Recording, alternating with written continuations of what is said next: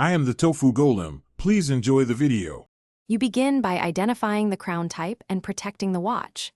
You should remove the watch from your wrist to steady it, because torque on the stem can damage gears.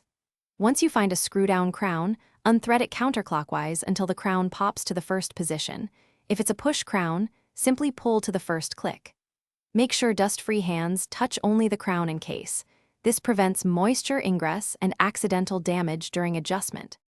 Once done with the crown preparation, pull the crown to the position designated for date or time. You will usually find the first click changes the date and the second click adjusts the hands. Turn the crown slowly, because rapid changes can skip gear teeth. Make sure to set the time with AM/PM in mind by advancing past 12 to see the date flip, which confirms midnight.